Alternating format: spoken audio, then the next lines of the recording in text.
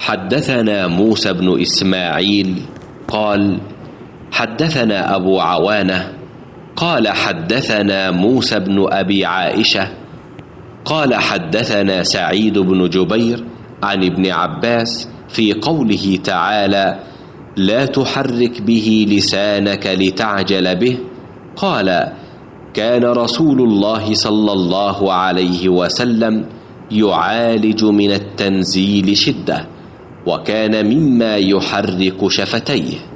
فقال ابن عباس فأنا أحركهما لكم كما كان رسول الله صلى الله عليه وسلم يحركهما.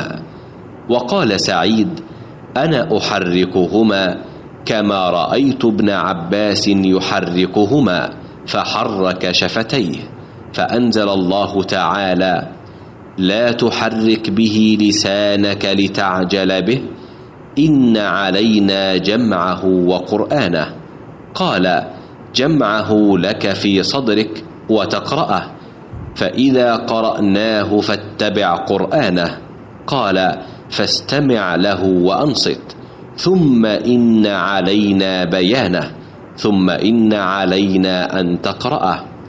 فكان رسول الله صلى الله عليه وسلم بعد ذلك إذا أتاه جبريل استمع فإذا انطلق جبريل قرأه النبي صلى الله عليه وسلم كما قرأه. رسول اللہ صلی اللہ علیہ وآلہ وسلم نزول قرآن کے وقت بہت سختی محسوس فرمایا کرتے تھے، اور اس کی علامتوں میں سے ایک یہ تھی کہ یاد کرنے کے لیے آپ اپنے ہونٹوں کو ہلاتے تھے۔ ابن عباس رضی اللہ تعالیٰ عنہ نے کہا میں اپنے ہونٹوں کو ہلاتا ہوں جس طرح آپ ہلاتے تھے۔ سعید کہتے ہیں میں بھی اپنے ہونٹ ہلاتا ہوں جس طرح ابن عباس رضی اللہ تعالیٰ عنہ کو میں نے ہلاتے دیکھا۔ پھر انہوں نے اپنے ہونٹ ہلائے۔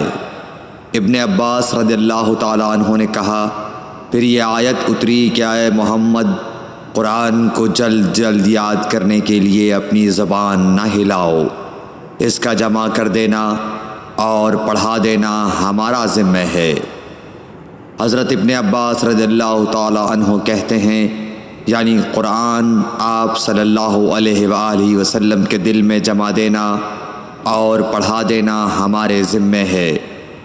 پھر جب ہم پڑھ چکے تو اس پڑھے ہوئے کی اتباع کرو۔ ابن عباس رضی اللہ تعالی عنہ فرماتے ہیں اس کا مطلب یہ ہے آپ اس کو خاموشی کے ساتھ سنتے رہو، اس کے بعد مطلب سمجھا دینا ہمارے ذمہ ہے۔ پھر یقیناً یہ ہماری ذمہ داری ہے کہ آپ اس کو پڑھو یعنی اس کو محفوظ کر سکو۔ چنانچہ اس کے بعد جب آپ کے پاس حضرت جبرائیل علیہ السلام وحی لے کر آتے تو آپ توجہ سے سنتے، جب وہ چلے جاتے تو رسول اللہ صلی اللہ علیہ وسلم اس وحی کو اس طرح پڑھتے جس طرح حضرت جبرائیل علیہ السلام نے اسے پڑھا تھا۔ صحیح بخاری حدیث نمبر 5۔